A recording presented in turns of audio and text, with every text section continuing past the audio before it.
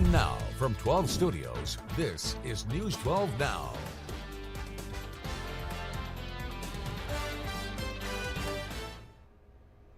Welcome to News 12 Now. We're very glad that you're joining us this afternoon. My name is Robin Key, and it is August 27th. Now, we have breaking news today. This afternoon, a mass shooting at a church in Minnesota. 17 people have been injured and another 3 are dead, including the shooter himself. Now, we are going to reporter Bradley Blackburn, who has more details, even since we talked about this during our noon show. So if you were coming over from that, I implore you to stay because he has even more information about this developing tragedy. Families walked hand in hand with their young children, taking them away from Annunciation Catholic School after a shooting this morning. A heavy police presence is at the South Minneapolis school as the investigation begins into what happened. 2 young children, ages 8 and 10, were killed where they sat in the pews. 17 other people were injured, 14 of them being children. Minneapolis Police Chief Brian O'Hara says the shooting occurred as a mass was in progress with students. A gunman approached on the outside, on the side of the building, and began firing a rifle through the church windows towards the children sitting in the pews at the Mass. The shooter, a male wearing all black, died of a self-inflicted gunshot wound. There are no words that can capture the horror. Minneapolis Mayor Jacob Fry says more needs to be done beyond what's become the usual response to school shootings in America. And don't just say this is about thoughts and prayers right now. These kids were literally praying. It was the first week of school. They were in a church. They should be able to go to school or church in peace without the fear or risk of violence, and their parents should have the same kind of assurance. Andrew Faust was driving past the school when the attack happened. I saw a man running up the street the other way, and he was frantically running, like he was running for his life. And so that kind of alerted me that something was wrong. We heard probably about 15 to 20 gunshots in about 30 seconds. This was just the 3rd day of the school year for Annunciation Catholic School, which goes from pre-K to 8th grade. Bradley Blackburn, CBS News, New York.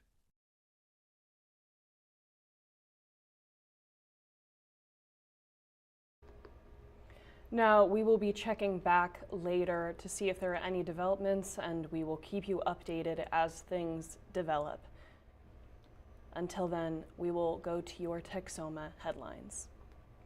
South Maid police tell News 12 that 4 of their officers were assaulted while responding to a call yesterday. Chief Jeff Lehan says that he and another officer responded to a possible suicide attempt just after noon. They were notified that the suspect may have taken a large amount of Xanax. When officers advised treatment, they say the man became aggressive and threw his wife to the ground, punched the chief, and was hit with tasers. The suspect was taken to the Sherman Medical Center, where police say he attacked officers and medical staff there. He is in jail, facing several charges, including assaulting an officer. Also new this afternoon, a manslaughter arrest in Garvin County. Court documents state that 32-year-old Kyle Shackelford was in possession of a firearm when he was intoxicated, which led to the death of Riley Shackelford. This happened in May in Pauls Valley. An online obituary states that the two were married. Kyle Shackelford was arrested yesterday and released on $100,000 bond. A teenager has been arrested for several burglaries in Blossom. Lamar County deputies and Reno police began investigating Monday after an alarm went off at a business. The sheriff's office says the deputies found a window and display case shattered. More reports came in overnight, and detectives identified a 15-year-old as the suspect. Officers found stolen items, including a gun, at a Blossom home. They then arrested the teen. And then an investigation is underway onto a possible misuse of funds from a youth sports league. The Honey Grove Youth Sports Association says that the money was mismanaged by a former officer surveying as the secretary-treasurer. Police Chief Lee Doxson, who serves on the association board, asked the Fannin County Sheriff's Office to look into the case. The amount of money has yet to be disclosed. Then in Dallas, a 35-year-old man is facing charges of making terroristic threats in the city. The Department of Homeland Security says that Brayton Dean Wilkinson made a bomb threat at an ICE facility Monday night. Officials say that Wilkinson, a U.S. citizen, walked into the Dallas field office and told officials he had a bomb in his backpack. A shelter-in-place was issued for the facility and local police responded with a bomb squad. Authorities gave the all-clear about 30 minutes later. The DHS has previously warned of a dramatic spike in assault against ICE officers, saying that many attacks have risen to over 400% and then up to 800% in July. The agency is now reporting a 1,000% increase. Oklahoma's Attorney General is calling for emergency action for a national ban of designer Xanax. In a letter to Drug Enforcement Administration, 21 attorney generals are asking for emergency scheduling of the drug bromazolone under the Controlled Substance Act. While some states have outlawed it individually, the letter pushes for a nationwide ban of the drug commonly called designer Xanax. The Oklahoma Bureau of Narcotics says that it found the drug in 1% of the state's overdose cases last year. In our overdose death statistics here at the Bureau of Narcotics, we've identified 12 cases last year where this particular chemical was found in samples of both methamphetamine and fentanyl. We had 12 samples out of about 1,200 deaths. The emergency action to schedule the drug will help law enforcement and public health officials respond to the emerging crisis by removing it from circulation and giving them the tools to hold traffickers accountable. Then Grayson County commissioners have approved next year's tax rate. Taxes won't be raised for residents within the county. Judge Bruce Dawsey says that the Grayson County has had the same tax rate for the last 3 years and has the 29th lowest tax rate in the state. It depends on the appraisal district. If the appraisal district increases the value of the home, then of course everyone's taxes are going to go up. But the actual tax rate itself is not changing from the county perspective. The average tax rate in Texas is about 50 cents, which is 20 cents higher than Grayson County's rate. Then another big blow to Ardmore's industrial sector as AAF Flanders announces its Ardmore facility will be closing. The company, which produces air filtration products, employs 120 people in Ardmore. It says the plant will close permanently by December. This comes just a few months before another major Ardmore employer closes in October. 2 years ago, Michelin announced its Ardmore plant is shutting down, forcing about 1,400 workers to move to another plant or find a new job. Flanders says it is committed to supporting its own affected workers, and it too hopes to offer some workers a chance to transfer to another facility. The State Fair Texas is now 1 month away, and most likely, just like last year and like a lot of things lately, it will be more expensive. The price for an entry ticket has gone up. For an adult, you'll be looking at $19 to $29, depending on the day of the week. So that's an increase of $4 for a weekday visit and $9 for the weekend. But don't forget to look out for discounts and ticket deals, which could get you in for as little as $7 on a day. The fair runs from September 26th to October 19th. Then the NAACP is suing to block Texas's new congressional maps. Now, we've been talking about these a lot over the last few weeks. The organization argues that the maps discriminate on racial grounds. Last week, Texas Republicans passed a plan to redraw the state's congressional lines in an effort to help the GOP gain as many as 5 House seats in the 2026 midterms. The NAACP amended litigation it brought against the Texas congressional maps drawn in 2021. At the time, the group also argued that those maps were racially discriminatory. Now, several Federal Emergency Management Agency employees have been put on leave a day after they signed a warning letter to Congress regarding recent changes. Monday, nearly 200 current and former FEMA workers accused the Trump administration of eroding the agency's response capabilities and appointing unqualified leadership. The letter, titled Katrina Declaration, warned about the possibility of failures similar to the aftermath of Hurricane Katrina in 2005. The agency's rescue efforts exposed severe flaws in the federal emergency response system. The letter argues reforms in place since the deadly storm are now being unraveled. The group is challenging for FEMA to become a cabinet-level independent agency. They also want the agency to be protected from political interfering. The warning letter comes days ahead of the 20th anniversary of Hurricane Katrina. In June, Trump announced plans to phase out FEMA after hurricane season. Then at least 3 Americans are being accused of spying on Greenland. The men have allegedly been conducting influence operations on the self-governing island in Atlantic Ocean. Now, that's according to reporting by the DR, a public broadcaster in Denmark.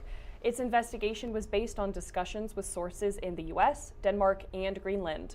The reporting claims one of the men compiled a list of Trump administration supporters, while the other 2 have touched base with politicians and other officials. President Donald Trump has previously said he wants to annex Greenland for security-based reasons. Denmark and Greenland have both voiced strong opposition to the idea. The alleged operation is sparking concern that there's a move to shift public opinion on Trump's idea. On Wednesday, the Danish foreign minister summoned the U.S. envoy to Denmark in reference to the report.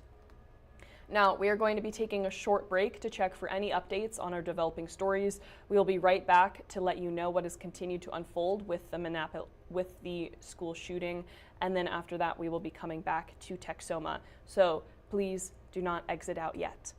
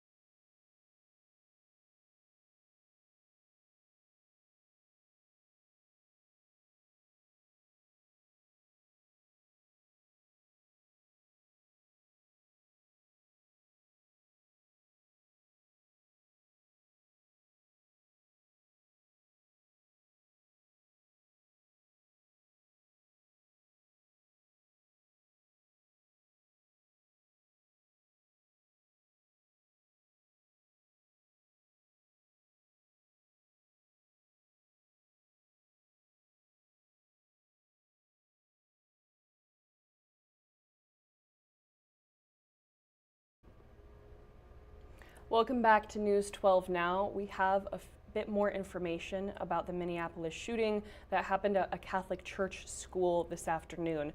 Now, I'm going to be looking over here because I have pulled up the latest information from AP that we have access to currently. This was published at 12:37, so this is as updated as we can get at the moment. So just to kind of summarize what's been going on if you're just joining us, authorities say that a shooter opened fire with a rifle through the windows of a Minneapolis Catholic church and struck children celebrating Mass during the first week of school. Minneapolis Police Chief Brian O'Hara says that 2 children were killed and 17 people were wounded in the shooting at the Catholic school. He calls the violence, quote, absolutely incomprehensible, unquote. The children who died were 8 and 10, and 14 kids were among the wounded. Police believe that the shooter killed themselves. Officials were looking into the suspect's motive, but we don't have that yet. Currently, we do know that the man was in his early 20s, does not have any extensive known criminal history, and is believed to have acted alone. Now, a police chief, O'Hara, says that the shooter was armed with a rifle, shotgun, and pistol. He approached the side of the church and shot dozens of rounds through the window towards the children sitting in the pews during Mass before 8:30 p.m. Now, like I said, the children who died were 8 and 10, with 14 other children wounded. Now, dozens of kids were inside.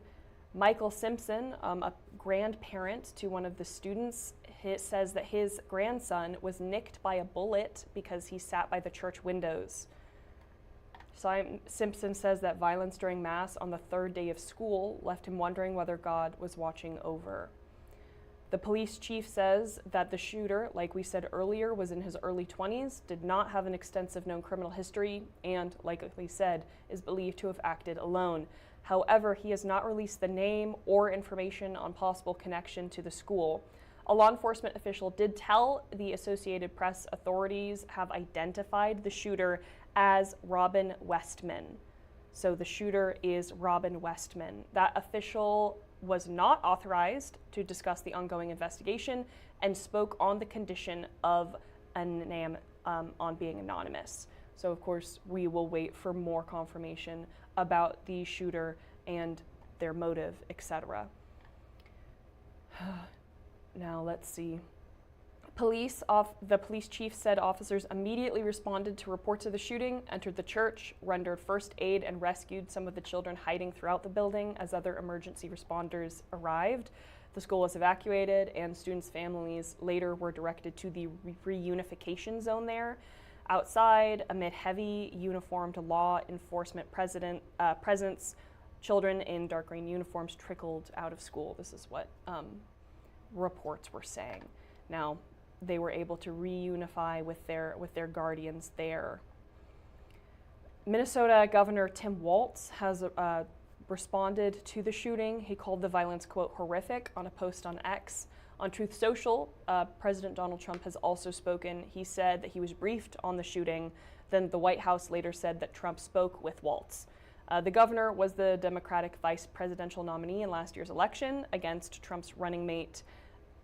But, I'm sure that they are working together to work with this. We'll wait for more reports on how they plan to handle this. Now, Hennepin Healthcare, the main trauma hospital in Minneapolis, received 11 patients, including 9 children aged 6 through 14 and 2 adults. Emergency medicine chair Dr. Thomas Wyatt said that 4 of the patients were taken to operating rooms. Children's Minnesota, a pediatric trauma hospital, says that it was treating 5 children. Now, Monday had been the first day of school at the Catholic school. Now, the school is a 102-year-old school in a leafy residential and commercial neighborhood about 5 miles south of downtown Minneapolis. Recent social media posts from the school showed children smiling at a back-to-school event, holding up summer art projects, and just generally having a good time having come back to school. Now, the gunfire was the latest of a series of fatal shootings in the city in less than 24 hours. 1 person was killed and 6 others were hurt by a shooting Tuesday afternoon outside of a high school in Minneapolis. Hours later, 2 people died in other shootings in the city. Now, it does not appear, according to authorities, that these were related at all to the school shooting. Still, the Hairpin Healthcare Emergency Medicine chief noted that we've had 2 mass casualty events happen in the last 24 hours, and it does take a toll. Now, Wednesday's school shooting also followed a spat of hoax calls about purported shootings in at least a dozen U.S. college campuses. The bogus warnings, sometimes featuring gunshot sounds in the background, prompted universities to issue texts like hide, run, fight, and frightened students around the nation were having to deal with that as they went back to school. Now, we will continue to keep you updated about the school shooting throughout the rest of our casts, particularly if you tune in for our 6 and 10. And then, of course, if you follow our website, KXII.com, we will continue to update you there. Now, I know that this information is rolling out kind of slowly, but the shooter has been, of course, identified as dead, and so it seems that the students are safe for now. Like I said, we will continue to keep you updated as we can. Now, coming back to Texoma, almost 180 years ago, the Choctaw Nation donated money to those in Ireland who were in a lot of need during a great famine, and that friendship has not been forgotten. Now, each year, the Irish government welcomes 2 Choctaw students to the University College Cork on a full scholarship. This year, Cordell Palmer is one of the students. Born in Oklahoma, Palmer is a Durant Lion who graduated with honors from Southeastern Oklahoma State University. While at Southeastern, he studied overseas in Wales, a short hop from where he's heading next. Because of everything that Choctaw Nation has done for me, everything that they've done for the Irish people, and to get to just be a part of that bond between 2 great nations is something that's really special and really exciting to me. In Ireland, Palmer will pursue a master's in public policy and diplomacy. Now, one kitchen in Texoma is serving up fresh food for local dogs. Happy Tails Kitchen is a new fresh dog food store in Solera. After doing research into the dog food industry, they realized that they wanted to feed their pets natural food and share that with Texoma. We do cook everything in-house. We cook them in roasters so that it's low and slow, because the faster you cook foods, I don't know, even for humans, more of the nutrients cook out of them. So we want to keep it, as nutritious as possible. Happy Tails Kitchens is open on the weekends in Solera. And then in honor of National Dog Day yesterday, and just celebrating the loyalty of man's best friend, meet one of Durant's police canines, Huck. He has been working alongside his partner for 3 years now. He is a 6-year-old Belgian Malinois. Huck's role is a dual-purpose dog, which means that he is certified to look for narcotics as well as people. As an officer, though, he plays another role. I mean, he's my best friend. I spend more time with him than I do my own family, and he's always there with me. He's always there to cheer me up. He's in the back. He gets to hang out, and he's living every dog's dream. He's got a purpose. He's got an objective. He gets to go on car rides every single day. So I'd say he's got a pretty good life. Durant PD also has an additional canine named Rufus, and you can see him here. Now, what just a collection of cuties.